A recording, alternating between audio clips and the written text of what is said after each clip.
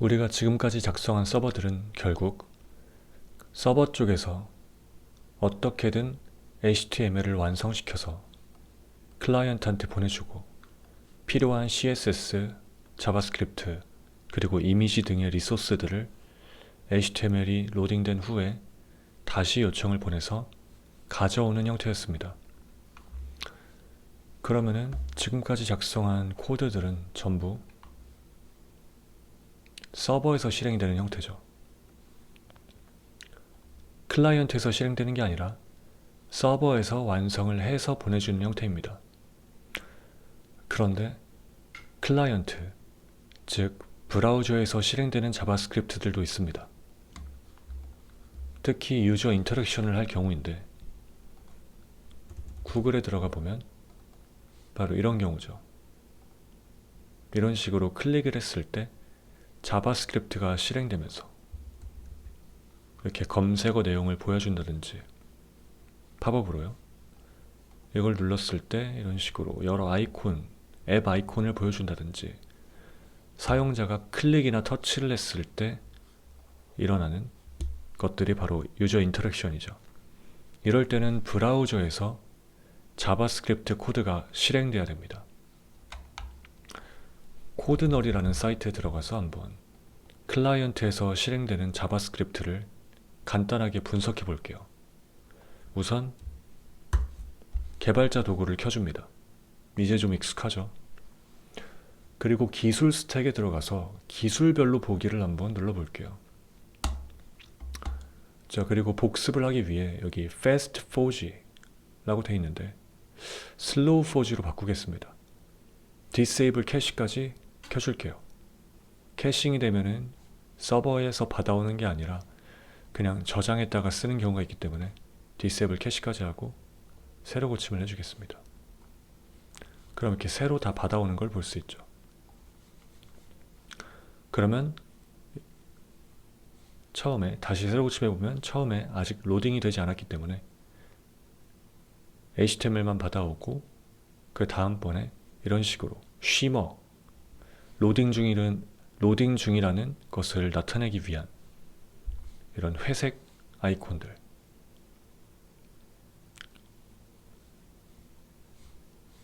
회색 아이콘이 뜨면서 로딩이 다 되면은 이런 식으로 이미지가 채워집니다. 이건 우리가 배웠던 대로죠. 근데 우리는 이미지나 아니면 폰트, CSS 파일 이런 리소스를 HTML이 불러와진 뒤에 다시 요청해서 가져오는 것까진 배웠지만 데이터는 어떻게 가져오는지 아직 배우지 못했습니다. 예를 들어 여기 아지트, 에어플로우, 앤서블 이런 것들은 다 같은 카드 모양으로 돼 있지만 제목이나 몇 개의 기업에서 사용 중 같은 이 데이터가 다르죠. 이 데이터 역시 서버에다 요청을 해서 가져와야 됩니다. 근데 이런 건 파일이나 뭐 HTML 파일이나 CSS 파일이나 자바스크립트 파일, 이미지 파일 같은 파일이 아니라 데이터입니다. 37, 83, 10 아지트, 협업 툴, 에어플로우, 데이터, 앤서블, 데브옵스 같은 이런 데이터를 역시 서버에 요청해서 가져와야 됩니다. 이런 데이터를 주는 서버가 바로 API 서버라고도 불리고 백엔드라고도 불립니다. 그럼 이 데이터를 가져오는 부분을 한번 알아볼 텐데 데이터는 이 중에서 어떤 카테고리에 속하나 한번 보자면 fetch, XHR 이 부분이 바로 백엔드 서버에서 주는 데이터입니다. 한번 textex라는 걸 눌러볼게요. 그러면 역시 이것도 단순 텍스트입니다. 단순한 텍스트예요. 지금까지 CSS나 HTML이나 자바스크립트나 이 모든 거는 그냥 텍스트를 가져오는 거였죠. 근데 약간씩 포맷이 달랐습니다. 예를 들어 HTML은 이런 태그 형태들로 이루어져 있고요. 문법이 다 정해져 있죠. CSS는 이런 식으로 중괄호로 뭐 키프레임이라 돼 있는데 이런 body, HTML 같은 태그 이름을 적고 중괄호 열고 이 안에다가 속성들을 써주면 되죠. 이런 식으로 고유의 문법이 있는데 백엔드 서버에서 주는 이 데이터 역시도 고유의 문법이 존재합니다. 바로 JSON이란 거예요. JSON. JSON을 검색해서 뭐 JSON 파서 이런 걸 써볼까요? 간단하게 예시를 한번 보여드리겠습니다. 4G로 해놨기 때문에 좀 속도가 느려졌죠. 얘를 다시 한번 풀어줄게요. 노스로틀링으로. JSON은 먼저 중괄호 형태로 시작을 합니다. 좀 확대를 하겠습니다. 중괄호 형태로 시작하고 key, value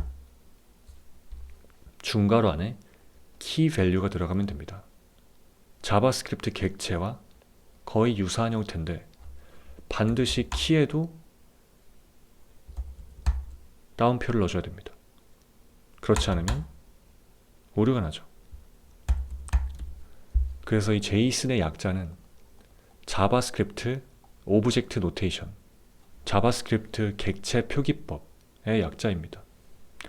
그래서 자바스크립트 객체와 매우 유사한 문법을 가지고 있습니다. 두 가지 주의할 게 있는데 우선 방금 봤던 다운표가 키에도 반드시 들어가야 한다는 것과 트레일링 콤마가 들어갈 수 없다는 겁니다. 마지막에 붙는 콤마를 트레일링 콤마라고 합니다. 만약에 A, B 두 개의 엔트리가 있고요. 키 밸류 페어죠. 엔트리가 두 개의 엔트리가 있고 마지막에 콤마가 없다면은 자바스크립트에서도 이제 유효한 문법이죠. 한번 자바스크립트에서 되는지 볼까요? 복사해서 let 오브젝트 카피가 안 되는데 allow pasting을 써주면 카피가 됩니다. pasting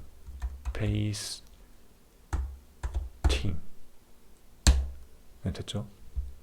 그 다음에 그대로 let 오브젝트 붙여넣기를 해주면 오브젝트가 잘 나오죠. 자바스크립트는 객체의 키에다가 이 다운표를 넣어도 되고 안 넣어도 됩니다. 이렇게 해도 되죠. 하지만 JSON에선 반드시 넣어줘야 된다는 거. 그리고 트레일링 콤마라고 하는 건 이런 식으로 객체의 엔트리 마지막에 콤마를 써주는 것을 의미합니다. 자바스크립트에선 이게 가능해요. 이게 있으면 좋은 점은 저희가 이 위치를 엔트리끼리 위치를 바꿨을 때 혹은 다음 키를 추가할 때 여기를 신경 쓸 필요가 없죠. 트레일링 콤마를 써놓으면 위치를 바꾸던 새로운 키를 추가하던 마지막 콤마를 신경 쓸 필요가 없습니다. 만약에 트레일링 콤마가 없다면 이렇게 C를 쓰면은 여기가 비게 되죠. 그래서 이런 식으로 실수를 줄일 수가 있고 장점이 있는데 JSON에선 그게 용납되지 않습니다. 이 콤마 자체도 데이터기 때문에 전송할 때 뭐 1바이트라도 먹겠죠. 그거라도 뭐 줄일 수 있겠죠. 장점이라고 하면은. 어쨌든 이게 스펙이기 때문에 따라줘야 됩니다. 아, 참고로 숫자는 이렇게 쓸 수 있습니다. 숫자는 그냥 넣을 수 있어요. 당연히 배열도 됩니다. 트레일링 콤마는 당연히 안 되고요. 배열에도 자바스크립트랑 똑같이 사용을 하시면 됩니다. 그리고 하위 객체도 넣을 수 있고요. 뭐 AA라고 할까요? 아, 이것도 빼먹었네요. 자바스크립트 객체에 이제 익숙해지면은 이런 걸 빼먹게 되죠. 이거를 자꾸 빼먹는데 빼먹지 않게 조심해 줘야 됩니다. 어쨌든 이게 JSON이고 데이터를 주고받을 때는 대부분 JSON을 사용합니다. 다시 돌아가 보면은 리스폰스에 JSON 형태가 담겨 있는 걸 볼 수 있고요. 조금 많죠? 많으니까 좀 줄여볼게요. 이런 식으로 객체들입니다. 객체들. 자바스크립트 객체를 제이슨 문법으로 쓴 것뿐이고 결국 이것도 그냥 문자열이에요. 문자열. 왜냐면 응답은 무조건 문자열로 줘야 되기 때문에 네트워크 통신을 할 땐 무조건 문자열만 교환할 수 있습니다. 그리고 이제 헤더 쪽을 가보면 어플리케이션 제이슨이라는 컨텐트 타입이 들어가 있습니다. 데이터를 주고받을 땐 이렇게 컨텐트 타입을 어플리케이션 슬래시 제이슨을 써줘야 됩니다. 백엔드에서 대부분 사용하는 게 바로 이 제이슨이니까요. 물론 제이슨뿐만 아니라 다른 컨텐트 타입도 사용될 수 있습니다. 예를 들어 XML. 예전에는 이 XML로 데이터를 주고받았어요. 제이슨 대신에. 어떻게 생겼냐면 아주 친숙한 HTML 모양으로 생긴 그런 스펙을 가지고 있습니다. 이거로 이제 데이터를 명시해 가지고 데이터를 주고받는 거예요. 역시 이것도 그냥 문자열이죠. 근데 딱 보면은 좀 복잡하게 생겼죠. 그냥 자바스크립트 객체 형태로 표현하는 게 훨씬 가독성도 좋고 데이터도 덜 먹습니다. 그래서 요즘에는 정말 오래된 곳이 아니라면 거의 사용하지 않고요. 이것 말고도 뭐 그래프 QL이라든지 간단하게 생긴 걸 보면은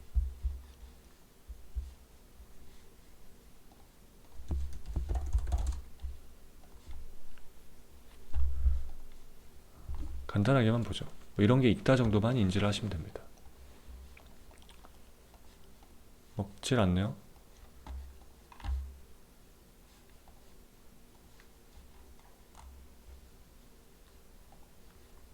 아 참. 그래프킬 플레이그라운드 말고 그냥 여기 있다. 이런 식으로 보내면 얘도 역시 제이슨과 비슷하게 생겼죠. 이런 식으로 그래프 QL이란 것도 있고 뭐 gRPC 라는 것도 있습니다. 근데 거의 대부분 이런 거는 잘 사용되지 않아요. 보통은 제이슨을 사용합니다.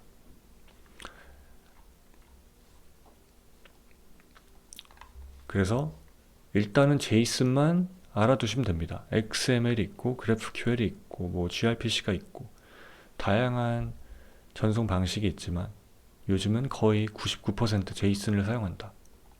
그러니까 일단 제이슨을 배우고 필요하실 때 나중에 예를 들어 회사에서 쓴다. 그때 배우셔도 충분합니다. 자, 그럼 이제 제이슨을 이제 가져오는 타이밍을 한번 알아볼게요. 저희가 지금까지 HTML 파일을 가져오는 거였죠. 완성이 된 채로 가져오는 거였어요. 그 부분은 변하지 않습니다. 그런데 예를 들어서 완성은 됐는데 여기 이제 자바스크립트 파일을 포함시켰어요. 근데 이 자바스크립트 파일 내용이 fetch 해가지고 localhost 3000번 API users 1번 이렇게 유저를 가져오는 함수가 존재한다고 할게요. 자바스크립트 파일을 포함시켰는데 그 파일 안에 이런 fetch라는 게 있습니다. 그러면 얘는 먼저 실행되는 게 아니라 비동기적으로 작동합니다. 원래는 HTML을 가져오고 그 다음에 얘가 또 링크로 CSS나 자바스크립트를 가져오죠. 그리고 뭐 이미지 같은 것도 가져오는데 여기까지는 일단 HTML이 기다렸다가 다 가져오면은 렌더링 아니 페인팅을 해줬습니다.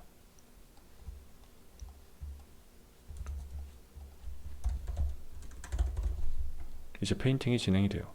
페인팅이 진행이 된 다음에 이제 이미지가 가져가지고 비디오라든지 오디오라든지 이런 리소스들을 가져오겠죠. 왜냐하면 이 모든 거를 다 가져올 때까지 기다렸다가 그 다음부터 페인팅을 해주면 너무 오래 기다려야 되니까요. 이걸 다시 한번 보겠습니다. 자꾸 반복해서 봐서 좀 짜증이 날 수도 있는데 좀 온전히 이해를 하기 위해 의도적으로 똑같은 내용을 자꾸 반복을 하고 있습니다. 다시 쉬머가 뜨겠죠. 쉬머 혹은 스켈레톤, 이 회색으로 된 이미지가 도착하기 전에 보여주는 거죠. 이때 이미 가져온 걸 보면은 가져오는 중이죠. 펜딩이 가져오는 중이라는 뜻이에요. 다시 볼게요. 다시 처음에 HTML 가져오고 JS 다 불러오고 페인팅 되고 그 다음에 렌더링을 해주죠. 이제 렌더링 되는 거죠. 렌더링이 아니고 자꾸 페인팅이 되는 거죠. 내리면 또 내리면 잘 보면 다 쉬머입니다. 내리면 다 쉬머죠. 그러니까 우리는 요즘은 무한 스크롤을 사용하는데 대부분 무한 스크롤을 사용하죠. 왜냐하면 스마트폰 환경이 거의 한 70%가 넘을 거예요. 컴퓨터보다 스마트폰으로 쓰는 경우가 훨씬 많습니다. 그럴 때는 무한 스크롤이 대중적이죠, 가장. 근데 만약에 지금 보이는 이 기술 스택들이 10,000개가 있다고 쳐봐요, 총. 그 10,000개를 전부 한 번에 땡겨오면은 너무 데이터 낭비가 심하죠. 통신 낭비가 심하죠. 그래서 어느 정도 내리면은 데이터를 추가로 가져옵니다. 내리면 또 쉬머, 데이터를 아직 안 가져와서 이미지나 아니면 이런 하둡, 데이터, H2, 데이터베이스, 이런 정보, 데이터, 그리고 이미지, 이런 것들을 땡겨오는 거예요. 한 번에 땡기는 게 아니라 야금야금 땡겨오죠. 그래서 한 번에 땡겨와야 되는 부분이 있고 야금야금 땡겨와야 되는 부분이 있습니다. 그 중에 이제 데이터도 여기 속하죠. 그래서 이 데이터 부분을 가져오는 게 바로 fetch라는 함수입니다. 그러면 fetch 함수를 통해서 한번 데이터를 가져오는 코드를 한번 만들어 볼게요. HTML 파일을 하나 만들겠습니다. EJS는 잠깐 버려둘게요. 요즘엔 잘 사용하지 않기 때문에.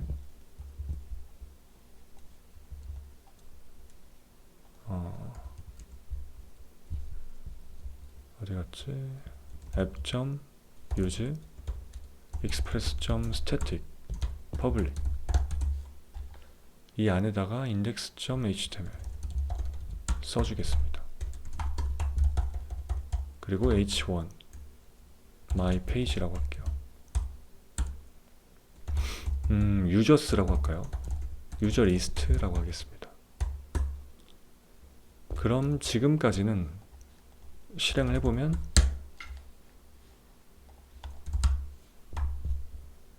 뭔가 코드 실수를 했네요. 여기다가 해줘야죠. 앱이 선언된 뒤에 써줘야죠. 다시 실행을 하겠습니다.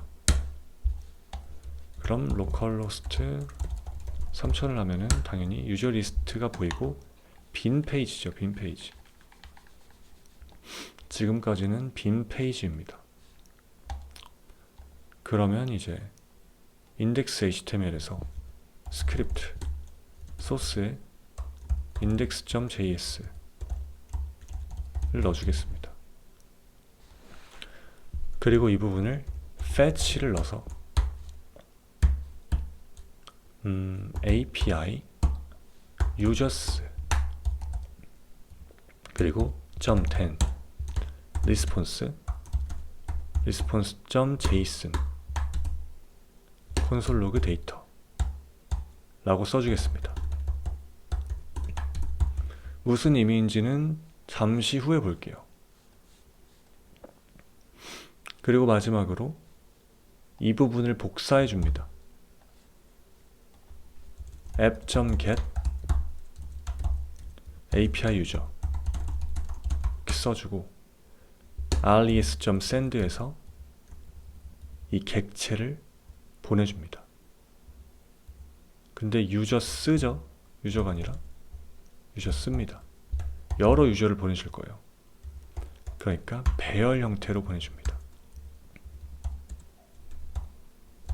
이거 그냥 변수로 만드는 게 낫겠네요.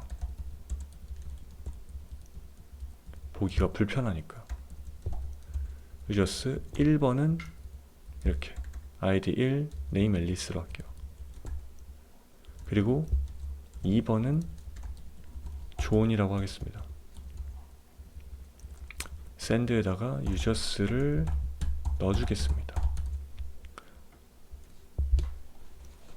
자, 이렇게 되면은 배열을 하나 보내주는 거죠. 배열을 하나 클라이언트에 보내줍니다. 이 API 경로로 보냈을 때 잘 되는지 한번 실험을 해보죠. API users. 그럼 이런 식으로 오게 됩니다. 네트워크 들어가 볼게요. 네트워크 탭에 들어가면 리스폰스 가면은 이런 식으로 우리가 보낸 배열이 그대로 잘 와있죠. 그리고 어플리케이션 JSON이라고 컨텐트 타입이 설정이 되어 있습니다.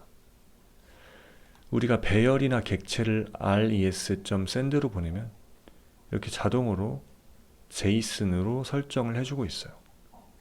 근데 사실 send가 아니라 JSON이라는 함수도 있습니다. JSON을 보낼 때는 이런 식으로 JSON으로 명시해 주는 게 좀 더 일반적이에요. send보다는. 잘 되는지 한번 다시 보내면 잘 옵니다. JSON이라 돼 있죠. 그리고 여기도 이제 도큐먼트가 아니라 이렇게 중괄호에 세미콜론이 들어가 있는 아이콘으로 변경이 되었습니다. 자, 그러면 이제 index HTML에 가서 아까 그 함수의 의미를 볼게요. index.js죠. fetch라는 건 이 주소로 요청을 보내서 데이터를 가져오라는 겁니다. 가져온 데이터가 바로 이거죠. 결국 이것도 문자열입니다. 문자열이에요. 객체 혹은 배열을 res.json으로 보내면 걔를 문자로 변환해 줍니다. 문자열로 변환을 해줘요. 네트워크를 타고 나갈 땐 무조건 문자여야 되니까. 그리고 이 앞에 로컬호스트 3000이 자동으로 붙는 건 이제 아시겠죠? 그러면 이제 네트워크 요청을 보내면 바로 오는 게 아니죠. 서버 상황이 안 좋을 수도 있고 오래 걸릴 수도 있기 때문에 잠깐 기다려줘야 됩니다. 저희 이벤트 배웠었죠. 이게 바로 실행하는 게 아닙니다. 이 함수, 콜백 함수인데 바로 실행하는 게 아니라 여기다 요청을 보내고 그 다음에 리스폰스가 왔을 때 그때 res.json이라는 함수를 호출해 줍니다. 왜냐면 얘는 지금 문자열로 변했어요. 서버에서 문자열 형태의 JSON 데이터를 보내준다가 1번이고요. 2번은 fetch를 보냈을 때 2번은 이제 문자열 데이터를 다시 JS 객체로 변환. 그게 바로 이 부분이에요. 왜냐면 이게 만약에 문자열이면 자바스크립트 콘솔로 보여드릴게요. 리스폰스가 있습니다. 처음에는 이제 리스폰스가 문자열 형태예요. 문자열 형태입니다. 그러면 이런 식으로 가져올 수 없어요. 문자열이기 때문에 그냥 첫 번째 문자가 와버리는 거죠. 근데 저희가 하고 싶은 건 이런 식으로 리스폰스 첫 번째 객체의 id를 가져오고 싶을 겁니다. 혹은 name. 이런 식으로 써야 자바스크립트에서 객체를 다루는 방법과 동일하죠. 이럴 때는 json.parse 라는 함수를 써서 객체로 변환할 수 있습니다. 배열이든 객체든. 이제는 res0.id 같은 게 잘 동작하는 걸 볼 수 있죠. 이 json.parse를 바로 이 부분에 써주는 겁니다. 문자열을 객체로 변환해 주는 거죠. 물론 반대도 있습니다. json.stringify, 스트링화 하다는 거죠. 다시 저희가 객체로 만들었던 이 부분을 문자열로 변환해 줍니다.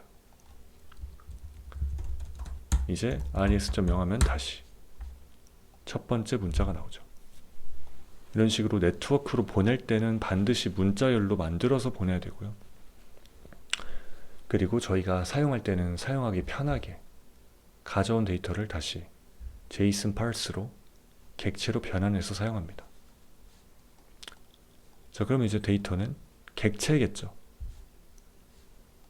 RES 때는 이런 문자열이었다면 데이터 때는 객체일 겁니다. 그래서 데이터 0번 이런 식으로 .name 이런 식으로 사용할 수 있겠죠. 일단 데이터 전체를 출력해 볼게요. 다시 재실행을 하고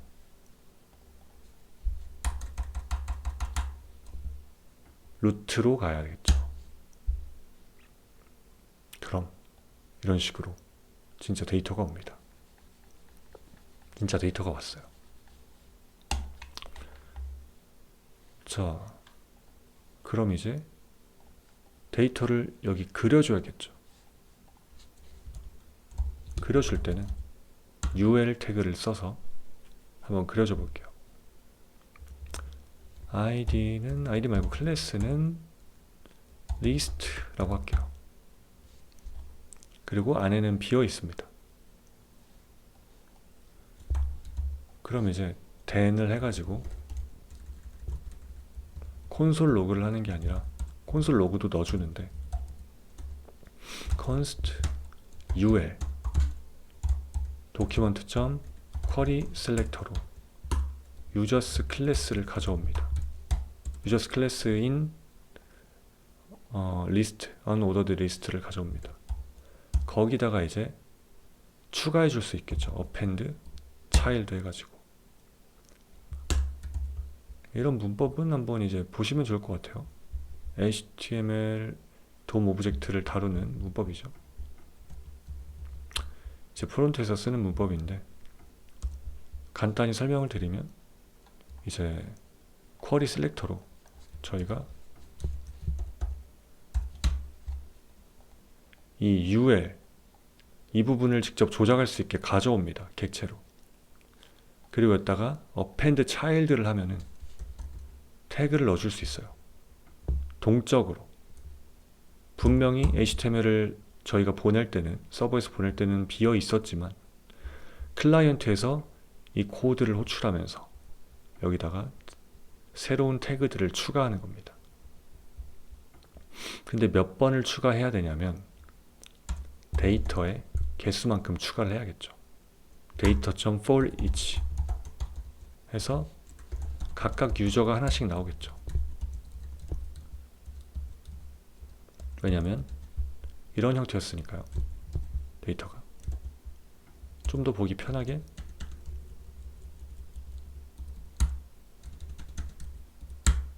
이런 식으로 쓰면 더 이해가 잘 되죠. 이게 데이터니까 첫 번째 유저, 첫 번째 순회시에 이게 올 거고요. UL에다가 child를 넣어줘. 그리고 엘리먼트는 li고 텍스트 컨텍스트는 name이야. 데이터 0이 아니라 user.name으로 할게요. 이렇게 해서 한번 다시 돌려보겠습니다.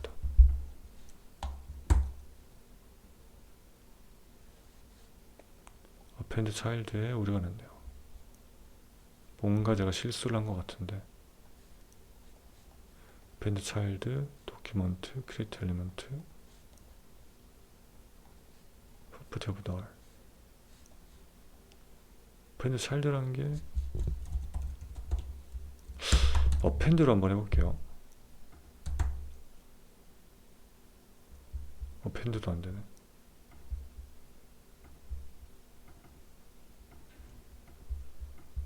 users라는 게 리스트로 했구나. 제가 클래스를 리스트로 했네요. append child 하고 다시 돌려보겠습니다. 이러면 이제 잘 오죠.